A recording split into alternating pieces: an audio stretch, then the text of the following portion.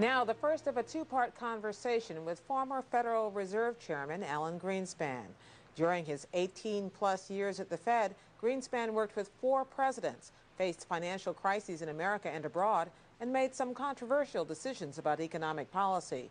His new book is The Age of Turbulence. Jim Lehrer spoke with him late last week. Mr. Chairman, welcome. Thank you.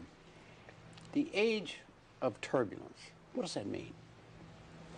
It's a title that I came upon only late in the book, after I've gone through fairly considerable amount of the history of my tenure and various different activities.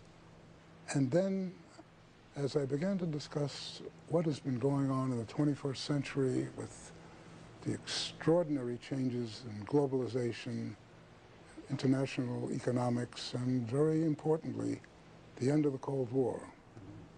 And what this type of environment is a turbulent financial environment, which ironically is probably as a consequence of the turbulence, creating a more productive, stable economic and employment situation. Well, speaking of turbulence, of course, we've got this thing going on, the subprime mortgage turbulence or crisis, whatever you want to call it.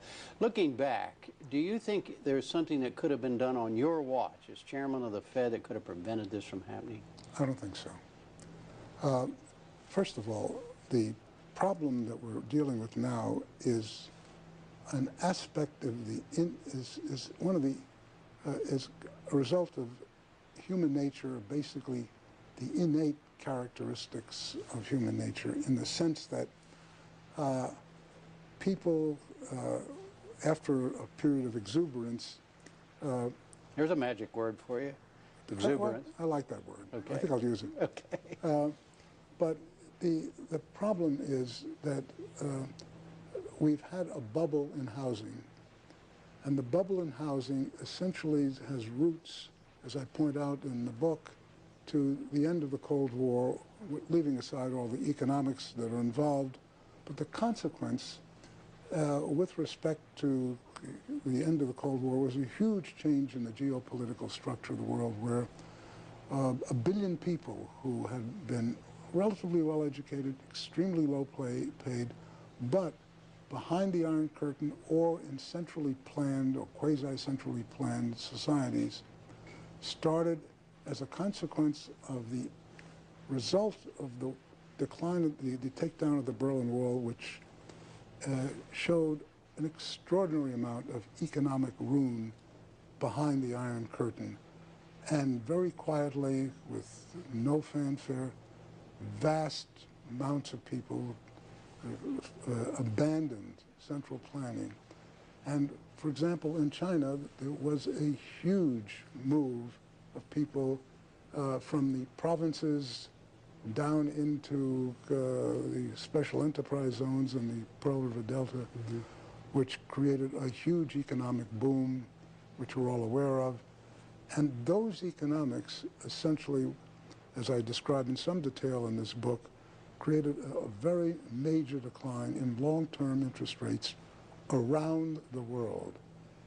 In every major country, housing prices went up very sharply. Because interest rates were down, it was easy to buy a house. Absolutely. And the market boomed. And the market boomed. Did it boom too much? Well, yes, I think it did boom too much. But did you don't feel any responsibility for keeping interest rates low? Well, let me tell you, okay. we had no choice. I mean, we're the vaunted Federal Reserve, but this global force was suppressing us. We actually tried in 2004 to get mortgage interest rates up and to put some sort of clamp on the extent of the housing boom, and we failed. Because usually when we moved short-term interest rates up, which is what the Federal Reserve does, long-term rates go with it. It didn't this time. We tried the same thing in 2005.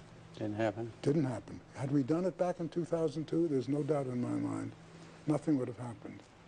And as a consequence, we, and in fact every other central bank, could not confront this issue. And what I'm increasingly beginning to conclude is when you get bubbles like this, there is no way of diffusing them until the speculative fever breaks on its own.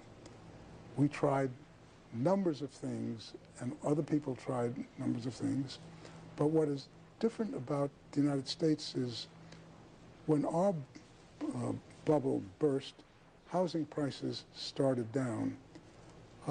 Our actual rise in prices is probably a little below average around the world.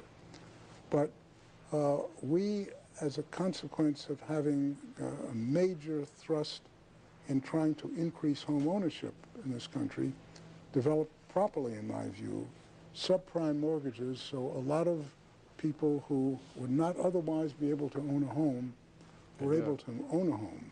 But then their interest rates went up over a period of time. That's when they got hurt, right? Well, the real problem began because a very significant proportion of those loans were on terms which shouldn't have been made. In many cases, I think it was fraud, and that I say in the book, as you know, the only area where I think more regulation is required in this country is addressing fraud, because fraud is destructive of markets, but more importantly, it's destructive of families. A little bit more about your job as chairman of the Fed, which you've written about extensively in the book.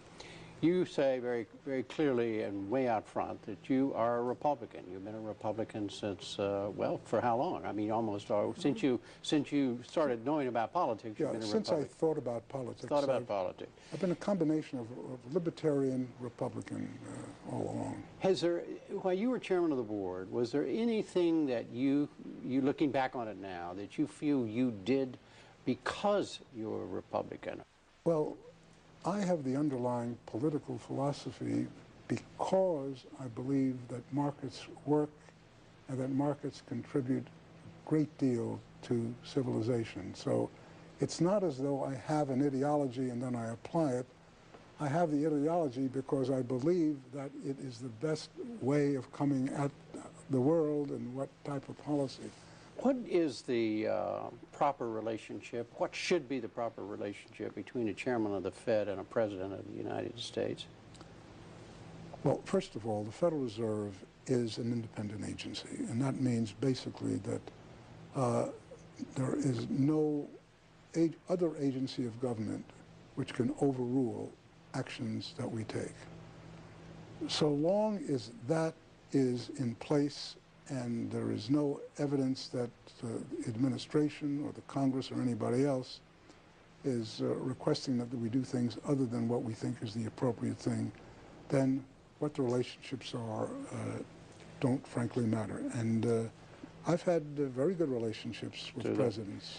Well, I know that you mentioned it in the book, and everybody knew about it at the time, that President George H.W. Bush blamed you, partly at least, for his re-election laws. I think he said fully. I think fully. You're right. I'm trying to put help you out there a little bit. What is it you did that that upset him so? We started to ease interest rates after the credit crunch in the late 80s, and he felt that we were not lowering them sufficiently rapidly to re-galvanize the economy. The Federal Reserve, essentially with a unanimous voice, disagreed with him. Were you aware of the fact that this could hurt George H.W. Bush's re-election? Was that a factor?